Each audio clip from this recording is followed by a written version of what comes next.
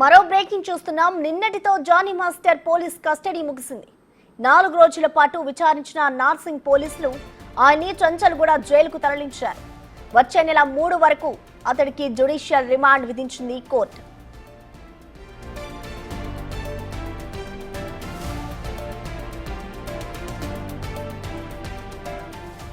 నాలుగు రోజుల కస్టడీలో పోలీసులు జానీ మాస్టర్ పై ప్రశ్నల వర్షం కురిపించారు. బాధితురాలి స్టేట్మెంట్ ను ముందుంచి ఆమె చేసిన ఆరోపణల గురించి ఆరా తీశారు. యువతితో ఉన్న రిలేషన్ ఏంటి, ఆమెతో పరిచయం ఎలా ఏర్పడింది అని నిలదీశారు. పోలీసులు ఎన్ని ప్రశ్నలు అడిగినా జానీ మాస్టర్ మాత్రం ఆ యువతి చెప్పేవని అబద్ధాలని కొట్టిపాడేశారు. అంతేకాదు ఆ యువతి వెనుక ఉండి ఎవరో తనపై కుట్ర చేస్తున్నారని ఆరోపించినట్లు సమాచారం.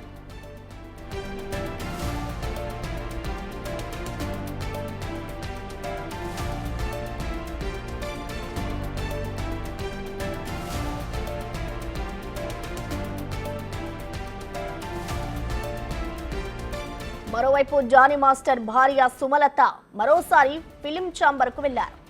వారం రోజుల క్రితం ఆమె ఈ కేసులోని బాధితురాలిపై ఫిర్యాదు చేశారు. తన ఫిర్యాదుపై ఇప్పటి వరకు ఫిలిం ఛాంబర్ స్పందించలేదని ఆమె తెలిపారు. బాధితురాలే తన భర్తను వేధించి పెళ్లి చేసుకోవాలంటూ ఇబ్బందులకు గురి చేస్తుందని ఆమె అన్నారు. తన భర్తతో పాటు తను కూడా 5 ఏళ్ల పాటు బాధితురాలి వలన వేధింపులకు గురయ్యానని చెప్పారామె.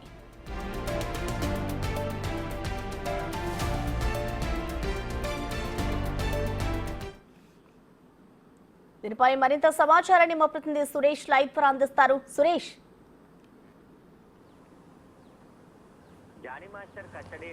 జానీ మాస్టర్ కస్టడీ 4 రోజుల పాటు జరిపి నిన్న కోర్టులో హాజరుపరచడం జరిగింది. ఆయనను విచారించారు ఈ కేసుకు సంబంధించి. ఎందుకంటే బాధితురాలు తనపై అత్యాచారం చేశాడు, మైనర్ ఉన్న సమయం నుంచి లైంగిక దాడికి పాల్పడ్డాడు.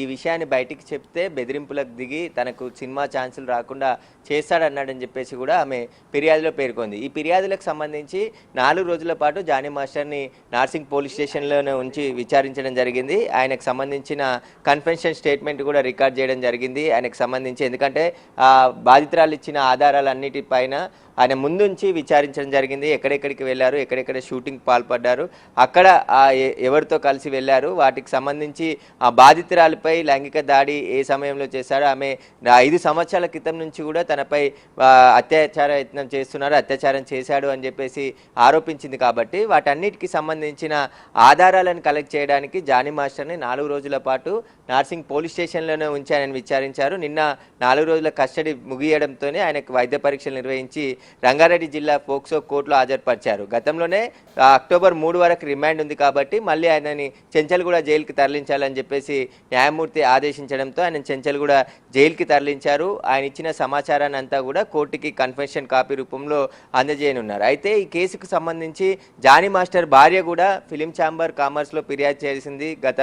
ఈ నెల 19వ తారీఖున ఆమె ఫిర్యాదులో బాధితురాలే తన భర్తను వేధింపులకు గురి చేసింది, పెళ్లి చేసుకోవాలని ట్రాప్ చేసింది, తమ ఇంటికి కూడా రాకుండా జానీ మాస్టర్ని కట్టడి చేసింది, 5 సంవత్సరాల నుంచి వేధింపులకు గురి చేసింది మమ్మల్ని అని చెప్పేసి కూడా ఆమె ఫిర్యాదులో పేర్కొంది. తన తల్లి కూడా తనని ఇబ్బంది పెడుతుంది, తనకు సంబంధించి వేరే పెళ్లి చేయాలని చూస్తుంది, జానీ మాస్టర్తోనే నేను ఉంటాను, నాకు తల్లిదండ్రులు వద్దు అని చెప్పేసి ఆ ఫిర్యాదులో జానీ మాస్టర్ భార్య పేర్కొనడం జరిగింది. తాను ఇచ్చిన ఫిర్యాదు పైన ఫిలిం ఛాంబర్ కామర్స్ ఇప్పటివరకు కూడా ఎలాంటి చర్యలు తీసుకోలేదు. తాను కూడా కొరియోగ్రాఫర్గా పనిచేశాను, తాను ఆ సినిమా ఇండస్ట్రీకి చెందిన మహిళనే, నా కంప్లైంట్ని ఎందుకు తీసుకోలేదని చెప్పేసి కూడా ఆమె నిన్న క్వశ్చన్ చేయడం జరిగింది. ఆ కంప్లైంట్లో అనేక విషయాలు ఆమె ప్రస్తావించడం జరిగింది. బాధితురాలు జానీ మాస్టర్ నుంచి డబ్బులు, బంగారం ఇలాంటివి అన్నీ కూడా తీసుకొని తర్వాత ఇప్పుడు కేసు పెట్టింది.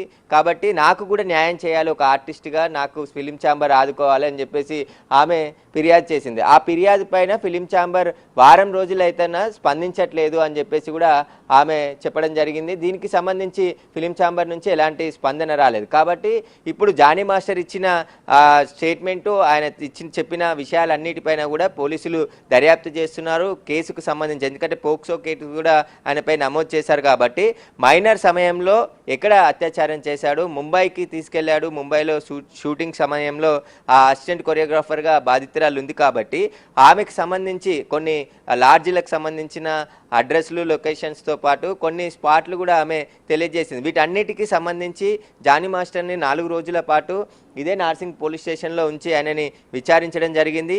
ఇంకా మళ్ళీ అవసరమైతే మరో 2 రోజుల పాటు జానీ మాస్టర్ని కస్టడీకి తీసుకుంటామని చెప్పారు పోలీసులు. కానీ నిన్న ఎలాంటి కస్టడీ పిటిషన్ అయితే కోర్టులో వేయలేదు. ఆయన ఇచ్చిన సమాచారాన్ని బట్టే ముందు ఇన్వెస్టిగేషన్ చేసి ఛార్జ్షీట్ దాఖలు చేయనున్నారు. అయితే ఈ కేసులో జానీ మాస్టర్ భార్య పైన కూడా బాధితురాలు ఆరోపణలు చేసింది కాబట్టి జానీ మాస్టర్ భార్యను కూడా ఈ కేసుకు సంబంధించి విచారిస్తారా లేదంటే ఆమెకి నోటీసులు ఇస్తారా అనేది కూడా పోలీసుల దర్యాప్తులో తెలుస్తుంది. ఇంకా ఈ కేసులో జానీ మాస్టర్కి సంబంధించి సినిమా ఇండస్ట్రీ కూడా కొద్దిగా సపోర్ట్ చేస్తుంది మాకు అని చెప్పేసి జానీ మాస్టర్ భార్య బిగ్ టీవీతో మాట్లాడుతూ చెప్పడం జరిగింది.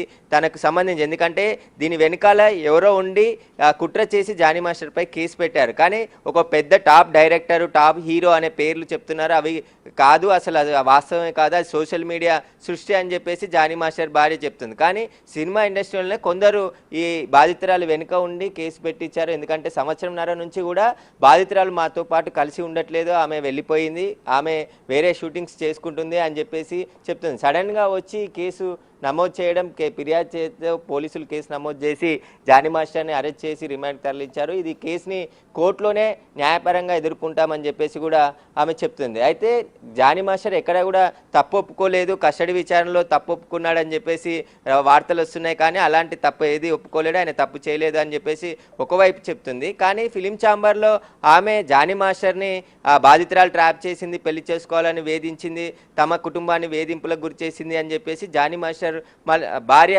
ఫిలిం ఛాంబర్లో ఫిర్యాదు చేయడం జరిగింది. కాబట్టి దీనిపైన కూడా పోలీసులు పూర్తిగా విచారణ జరుపుతున్నారు. జానీ మాస్టర్ భార్య ఇచ్చిన ఫిలిం ఛాంబర్లో ఫిర్యాదు చేసింది కాబట్టి ఆ అంశాలపైన కూడా పోలీసులు పూర్తిగా ఆధారాలు సేకరించే ప్రయత్నం చేస్తున్నారు. అదేవిధంగా ఆ స్టేట్మెంట్, బాధితురాలి స్టేట్మెంట్ ఇప్పటికే 2 సార్లు నమోదు చేశారు. ఆమెకు సంబంధించిన కొన్ని ఆధారాలు సేకరించడం జరిగింది. ఈ కేసు ఇంకా దర్యాప్తు కొనసాగుతుంది కాబట్టి దర్యాప్తులో కేసుకు సంబంధించిన కావాల్సిన ఎవిడెన్స్ అంతా కూడా కలెక్ట్ చేస్తామని చెప్పేసి పోలీసులు చెప్తున్నారు. Right, thank you Suresh.